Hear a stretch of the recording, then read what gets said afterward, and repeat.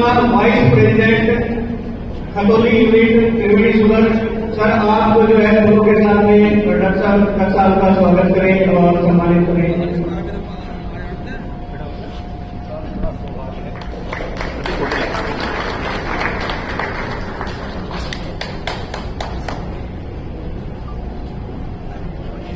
रात भर भिगो के रखना बहुत जरूरी है। एक इच्छा शक्ति की जरूरत है। जो नहीं करना है तो कुछ भी संभव नहीं है, और यदि करना है तो हर एक चीज संभव होती है। तो इस तरीके से आप बीज का शोधन करेंगे तो इस वैरायटी को बचा के रखा जा सकता है। अच्छे बीज, अच्छे खेत से बीज लीजिए जिसके अंदर लाल सड़क रोग लगा था। उस खेत को तो छोड़िए, उसके आसपास के खेतों से भी बीज नहीं लेना चाहिए। यदि किसी के सभी खेतों में है तो दूसरे खेतों से बीज लेना चाहिए। मिलवाड़ी इस संदर्भ में आप लोगों की सहायता कर सकते हैं कि कहाँ से बीज, शुद्ध बीज उपलब्ध होगा, तो वहां से आप बीज लीजिए। तो ये तो बुआई के तरीका हो गए, परंतु अभी 13,000 हेक्टेयर के करीब बुआई हो चुकी है। अभी उसमें क्या करना चाहिए, सारी प्रैक्टिकल बातें बताऊंगा मैं, जितनी भी है सारी। जो खेत में किया हुआ है, किसान का बेटा हूं, यही सीखता हूं कि कैसे खेती होती है। अब 13,000 हेक्टेयर की बुआई होगी। यहाँ पिछले साल जो आपकी पौधे की फसल थी वो कट के आपने पेड़ी की फसल, तो मान लीजिए यदि पौधे की फसल में पिछले बार आपका लाल सड़क रोग, आपको पता है लाल सड़क रोग, हो सकता है मेरे गांव ने कहा आप इसको पेड़ी मत रखिए, परंतु पेड़ी रखिए। जो खत्म होगी उसका तो कोई बात करने की जरूरत नहीं है, परंतु ऐसे खेत जिसमें पौधे की फसल में लाल सड़क रोग था और उसकी पेड़ी रख ली है, तो उसमें क्या करना चाहिए। तो उसके लिए अभी डॉक्टर एसपी सिंह आपको उसके लक्षण दिखा रहे थे और बता रहे थे उसके बारे में। अगले महीने के अंदर 15 तारीख के आसपास फिर एक बार लाइन वाइज घूम के देख लीजिए ऐसे खेतों में जिसमें लाल सड़क था, उसमें जरूरी है जो पड़ोसी है उनको भी अपने खेतों में देख लेना चाहिए। लाइन वाइज घूम के देखिए, यदि ऐसे लक्षण जो रुद्राक्ष की माला या मोती की माला की तरह दिखाई दे पत्तियों के ऊपर, तो ऐसे पौधों को जड़ से उखाड़िए। वहां से जहां उखाड़ने से जो गड्ढा होता है उसमें 5 से 10 ग्राम ब्लीचिंग पाउडर डालिए, वापिस मिट्टी से ढक दीजिए और जो निकाला है, पौधा निकाला है, उसको खेत से, गन्ने के खेत से दूर जाके नष्ट करिए या चारे में चला सकते हैं, क्योंकि उस टाइम तक वो हरा रहेगा। तो ये सबसे जरूरी काम है। मेरे से पूछते हैं दवाई बता दो, क्या दवाई स्प्रे, परंतु जो इलाज है उसको करने में बहुत ही कम लोग चाहते हैं कि करें।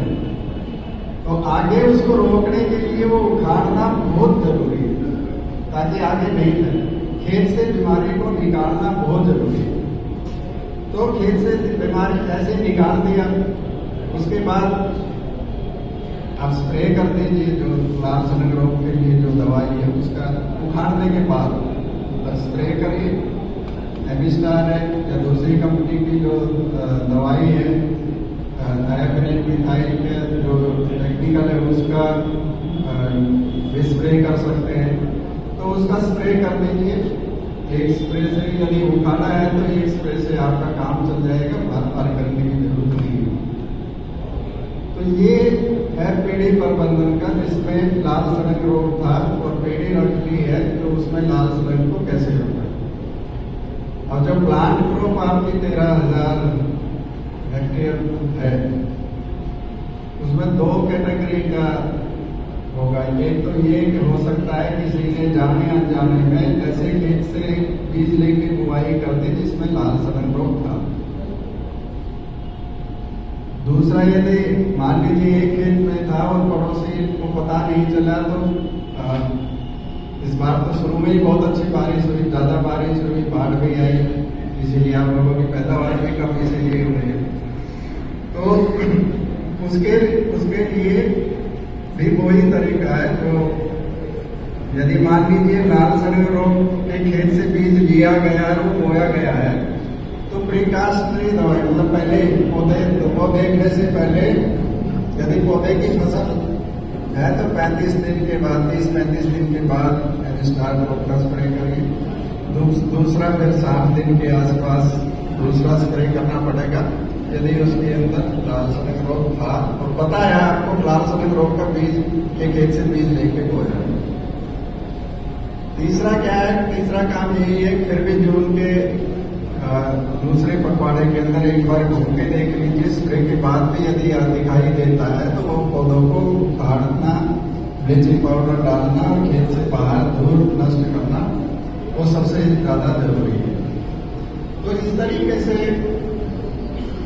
ये है कि जिसमें था ये पता है कि मैंने बीमारी वाले खेत से बीज लिया, फिर ऐसे कि जिसमें बीमारी तो थी नहीं तो उसके अंदर संभावना ये है कि हो सकता है कि आ जाए किसी भी कारण से, देखा नहीं है या वो, तो फिर वही जून के महीने में एक बार घूम के देख लीजिए, यदि दिखाई देता है तो उखाड़िए, खेत से बाहर निकालिए, जहाँ से निकाला वहाँ ब्लीचिंग पाउडर डालिए और उसको नष्ट कर दीजिए जो पौधा उखाड़ा है।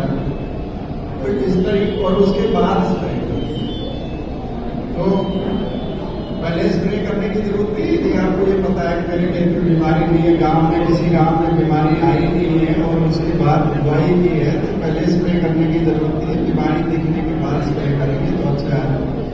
तो इस तरीके से सारी स्थिति मैंने आप लोगों को बता दी कि जो पहले करना हुआ है, बीमारी का करना हो रहा है। यदि इस तरीके से आप चाहेंगे तो उसको रोक सकते हैं। सबसे ज्यादा इस सारी चीज के अंदर सबसे ज्यादा जो जरूरी है वो बीज का शोधन है, रात भर भिगो के रखना जरूरी है।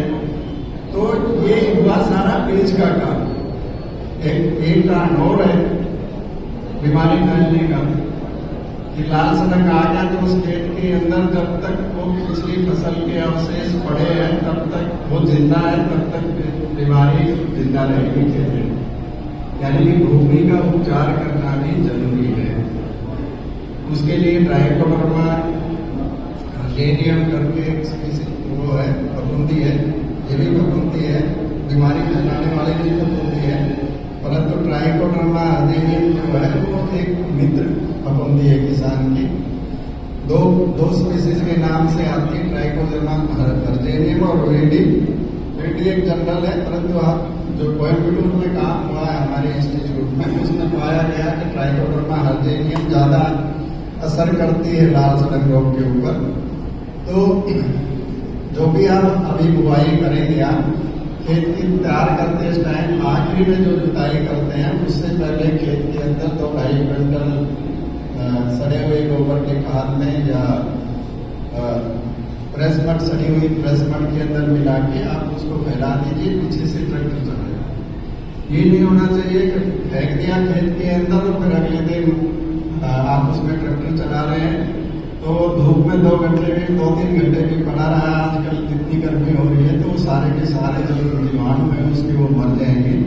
इसलिए जब आप डालें तो खेत में ट्रैक्टर हो तभी डालिए, ताकि आगे आगे आप उसको डालें, पीछे से ट्रैक्टर चलाएं तो जमीन के अंदर मिलके जो भी जमीन के अंदर जीवाणु है उसको वो खत्म कर दे। ये पहली बार का हुआ। अब क्योंकि बढ़ने की संभावना है तो इस बीच में आप पता नहीं क्या क्या नाना प्रकार के रसायन इस्तेमाल करते हैं गन्ने की खेती में। तो ये ट्राइकोडर्मा है या दूसरी जो मित्र जीवाणु है वो खत्म होते जाते हैं, कम हो जाते हैं। तो उसके लिए ये जब आखिरी बार आप खाद डाल देते हैं और क्योंकि बारिश के सीजन में ज्यादा बढ़ता है, मान लीजिए जुलाई के पहले सप्ताह तक आपने आखिरी बार खाद डाल दिया तो खाद डालने के 1 सप्ताह बाद दोबारा से आप इसको ट्राइकोडर्मा को अपने खेत में डाल सकते हैं। तो पूरे बारिश के सीजन में जब वो ट्राइकोडर्मा खेत के अंदर रहेगी और जो भी जो दूसरी प्राइमरी की जगह सेकेंडरी बोलते हैं, जो ऑलरेडी आ गया उसके बाद दोबारा से जो बीमारी फैलती है उसको वो रोकने में सहायता करेगी। तो इस तरीके से ट्राइकोडर्मा से सोयल जो आपकी भूमि है वो उसका उपचार हो जाएगा। बीज का उपचार मैंने बता दिया। ये दो तरीके से आप यदि रोकेंगे तो 238 या किसी भी वैरायटी को बचा के रखा जा सकता है। मेरा ये मानना है कि जितनी भी रजिस्टेंट वैरायटी है, जैसे 15023 है, 14201 है, 13235 है, जो नई वैरायटी दूसरी है, उसको लाल सड़क रोग की दवाई से उपचार करने की आवश्यकता नहीं है। बेविस्टिन से कर दीजिए, कार्बेंडाजिम, बेविस्टिन जो भी है, दूसरे फंगसाइड से करेंगे तो वो ज़्यादा अच्छा रहेगा। लाल सड़क रोग की दवाई से करने की आवश्यकता नहीं है उसको। तो ये सारा लाल सड़क रोग के बारे में था। अब वैरायटी का काम किया है जिंदगी भर, तो वैरायटी के बारे में भी थोड़ा सा बताऊंगा। 118 50cc सामने कहा सबसे ज्यादा डिमांड उसी की हो गई। 238 के टाइम एक गलती की, वही गलती अब दोबारा से रिपीट हो रही है। 238 मेरी वैरायटी थी, मैंने कभी नहीं कहा 50% से ज्यादा एरिया हो जाए। 50 हो गया, फिर बढ़ा तो मैंने कहा 60% से तो रोक दीजिए इसको, कोई नहीं रुका। 60 भी हो गया, 70 हो गया, 80 हो गया, रात के क्षेत्र में तो 99% हो गया। तो सारा का सारा किसी भी प्रजाति का इतना क्षेत्रफल नहीं होना चाहिए। मेरा एक मानना है, साइंस भी यही कहती है कि 50% किसी प्रजाति का एरिया है तो उससे ज्यादा नहीं होना चाहिए। 50% उतना काफी है। परंतु दोनों भी मजे थे, किसान को पैदावार मिल रही थी, चीनी मिल वालों को रिकवरी मिल रही थी, तो दोनों ने जोर लगाया और 100% पे पहुंचा। तो वही नतीजा क्या हुआ, जो वैरायटी 20 साल चल रही थी वो 10 साल में ईस्टर्न यूपी के अंदर, पूर्वी उत्तर प्रदेश के अंदर, जहां 3 फुट 4 फुट पानी 2-3 महीने खड़ा रहता है, उसमें भी 238 लगा। हमने कभी टेस्ट ही नहीं किया उसको जल भराव की स्थिति के लिए, क्योंकि हमारे करनाल केंद्र में सुविधा ही नहीं है जल भराव की स्थिति के लिए टेस्ट करने की।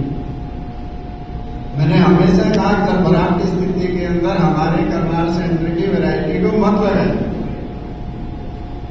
ना 118 लगाइए, ना 238 लगाइए, ना 15023 लगाइए, बिल्कुल भी 1-2 साल चलेगी, मर जाएगी। वही हुआ पूर्वी उत्तर प्रदेश में लगाया, जहाँ 2-3 महीने पानी खड़ा रहता है, वहीं से बीमारी शुरुआत हुई। उधर से पूर्वी उत्तर प्रदेश से मध्य उत्तर प्रदेश में आई और अब पश्चिमी उत्तर प्रदेश में।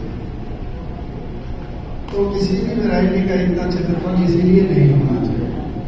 बीच में दूसरी प्रजातियों के खेत हो तो बीमारी को फैलने के अंदर दिक्कत होती है। एक जैसे इन्वायरमेंट मिल जाए तो कोई बीमारी हो या कुछ भी हो, नहीं हो जाती है। तो 118 तो भी ज्यादा मत लगाइए। आप लोग कम से कम ध्यान दीजिए इस बात पर। जो बड़े किसान है वो 2-3 वैरायटी रखी है अपने खेतों के अंदर।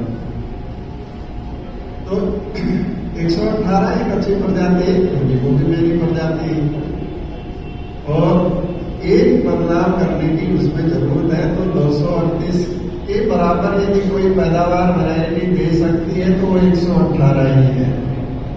एक बदलाव करने की जरूरत है, फ्री का है, एक पैसा आपका खर्च नहीं कराना जाने तक। करना क्या है, उसके बीज के टुकड़े के ऊपर 1.5 इंच के करीब मिट्टी डालें। उसके बाद उस फूड को फूड रहने दीजिए जून के आखिर तक या 15-20 जून तक, बारिश होने तक उसको फूड को फूड रहने दीजिए।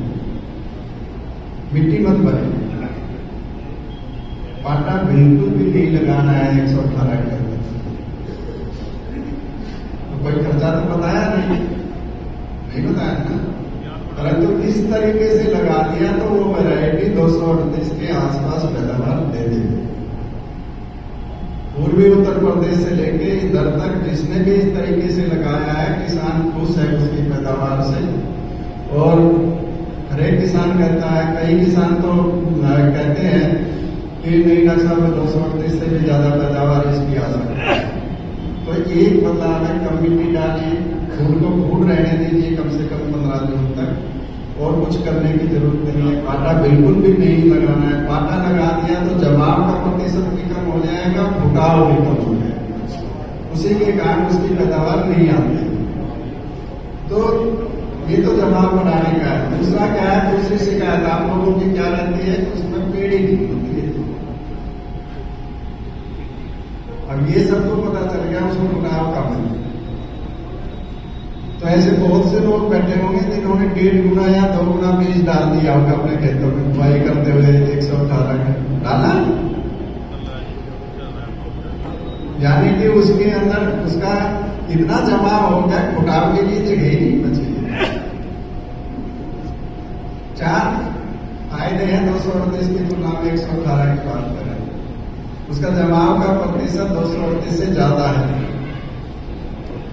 उसका जमाव जल्दी होता है। यदि एक दिन दोनों वैरायटी को बोते एक खेत के अंदर तो 118 2-3 दिन पहले जम जाएंगे। तीसरा, उसके गन्ने में वजन ज्यादा है। यदि बराबर लंबाई का गन्ना दोनों वैरायटी का लेके अपने हाथ में पकड़ेंगे तो आपको पता चल जाएगा 118 के साथ वजन ज्यादा। और चौथा जो फायदा है, जो सबसे बड़ी दिक्कत पिछले 3 साल में हो रही है यहाँ छोटे वेदक कीड़े की, छोटी वेदक कीड़ा भी उस प्रजाति में बहुत कम लगता है। अभी पिछले 3 साल से तो क्योंकि छोटी वेदक इतनी बढ़ गया तो हो सकता है 118 में लग जाए, परंतु अदरवाइज उस वैरायटी के अंदर लाल उसके छोटी वेदक कीड़े के लिए दवा नहीं भी डाले तो भी वो चल जाता है, नुकसान उतना नहीं होता जितना 238 में होता। तो 4 फायदे हैं उसको लगाने से। और उसकी बुआई का थोड़ा सा तरीका बदलने की जरूरत है। आप लोग पलेवा करके बोलते ही है यहाँ, परंतु पलेवा करके बोलते हैं, बहुत अच्छी बात, आधी बात तो मान ली, उसके आगे की नहीं मानी, उसके आगे अपनी बात लगा दी, पीछे से फिर से उसमें पानी दिया और फिर से पाटा लगा दिया, तो पाटा नहीं लगा। ये सबसे बड़ी, ये जो पाटा है ना, गन्ने की खेती के अंदर सबसे बड़ी बीमारी मैं मानता हूँ उत्तरी भारत में गन्ने की पैदावार को कम करने के लिए। उसका जमाव कम होता है, फुटाव कम होता है, और वही यही 2 चीजें जो पैदावार को बढ़ाते हैं। थोड़ा सा बदलाव करने की जरूरत है। पाटा कब शुरू हुआ था? 100 साल पहले जब वर्षा के ऊपर आधारित खेती होती थी, सिंचाई के साधन नहीं थे। अब सबके पास सिंचाई के साधन है, तो हो क्या 1 या 2 पानी, ऐसी गर्मी है तो हो सकता है 2 पानी ज्यादा देने पड़े। यदि फरवरी मार्च में या शरदकालीन में बुआई करते हैं तो हो सकता है 1 ही पानी में काम चल जाए। तो 1 या 2 पानी ज्यादा देने से जो जमाव का प्रतिशत है वो डबल हो जाएगा। पूरे किताबों में भरा हुआ है कि दक्षिण भारत में जो जमाव का प्रतिशत 65 से 70% है, उत्तरी भारत के अंदर 30 से 35%। इसका कारण सिर्फ पाटा है और कुछ नहीं। उसको छोड़ दीजिए, गन्ने की खेती से बाहर निकाल दीजिए, फिर कहेंगे कि खरपतवार बहुत हो जाएंगे। यही समस्या है ना, पानी दिया तो खरपतवार जमे।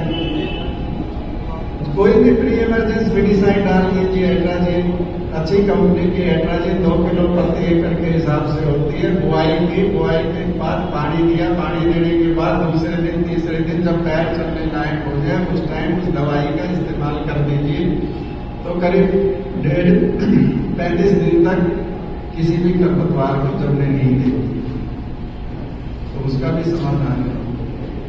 तो खरपतवार आपके शुरू में कम हो गए, बाद में तो मैं पूरे पश्चिमी उत्तर प्रदेश में देखता हूँ सब लोग अपने खेत में लगे रहते हैं, खरपतवार होते ही है। डॉक्टर सो कह रहे थे बढ़ रहा है, तो मेरे को बड़ा अचंभा लगा कि खरपतवार भी एक समस्या पश्चिमी उत्तर प्रदेश में बहुत साफ सुथरे, इतने साफ सुथरे खेत और कहीं दिखाई नहीं देते पूरे भारत में, जितना कि पश्चिम उत्तर प्रदेश के खेत साफ थे। तो उसे आपकी पैदावार बढ़ेगी। 118 के लिए बस यही काम करना है।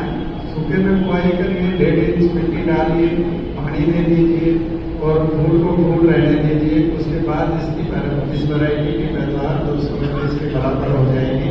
परंतु इसको भी हम 100% तक मत ले जाइए, एरिया कम रखिए। तीसरी वैरायटी हमारे केंद्र की CO 1503 है। नरम गन्ना है, नुकसान हो रहा है, जानवर ढूंढ के खा रहा है। और 200 आप याद करो, जब 238 आई थी तो क्या हुआ, तब भी जानवरों ने ढूंढ के खाया। अब पिछले 10 साल से मेरे को कोई नहीं कहता है कि 238 को जानवर खा रहे हैं।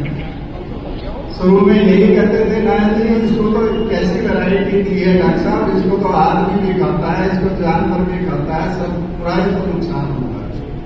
परंतु वही आपका 100% एरिया हो गया। तो जैसे जैसे एरिया बढ़ेगा तो जो नुकसान है, क्योंकि जंगली जानवर इतने नहीं बढ़ते हैं, तो नुकसान है वो किसानों के आपस में बढ़ जाएंगे। और वही हुआ 238 के किसान, जानवर कम थोड़ी हुए, जानवर तो अभी उतने ही है जितने पहले थे। वो नुकसान बढ़ गया, नुकसान किसानों के अंदर बढ़ गया। सबने लगाई तो दिखाई नहीं देता है किसी एक में। अब किसी ने लगा दिया गलती से तो और उसी के अंदर जानवर पहुंच गए तो नुकसान दिखाई देगा।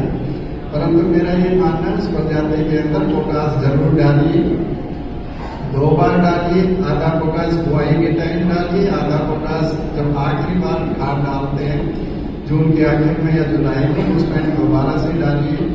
तो वो वैरायटी, उस वैरायटी में बता रहा था कि 238 से ज्यादा वजन 118 में है। सबसे ज्यादा वजन 15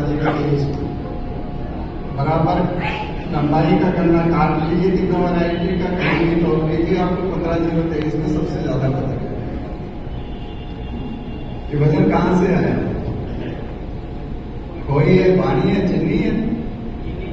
तो जिस वैरायटी में ज्यादा चीनी होगी उसी का वजन ज्यादा होगा। आपको तो वजन से मतलब है। तो बहुत से किसान ये सोचते हैं अगेती वैरायटी क्यों लगाएं, उससे तो चीनी मिल का फायदा है। तो उससे चीनी मिल का तो फायदा होगा ही होगा, आपका भी फायदा। तो जिस वैरायटी के अंदर खोई और पानी तो कॉमन है, जो तीसरी चीज घटती बढ़ती है वो चीनी की मात्रा है। तो जितनी ज्यादा चीनी की मात्रा होगी उतने ही आपका पैदावार बढ़ेगी। एक ये बोतल है, इसके अंदर अभी मान लीजिए 200 ग्राम वजन है इस पानी की बोतल में। इसमें मैं 1 चम्मच चीनी घोल सकता हूँ, 2 चम्मच घोल सकता हूँ, 3 चम्मच घोल सकता हूँ। पानी का लेवल तो उतना ही हिलाते जाइए, आपका वजन बढ़ जाएगा उसी बोतल में। तो चीनी की मात्रा बढ़ने से किसान की पैदावार बढ़ती है, इसमें कोई जोड़ नहीं। ये प्रजातियों के बारे में बात है और बाकी प्रजातियों के बारे में बता दी मैंने। सोचा कि जो हमारी प्रजाति, हमारी केंद्र की प्रजाति है, उसके बारे में बताया।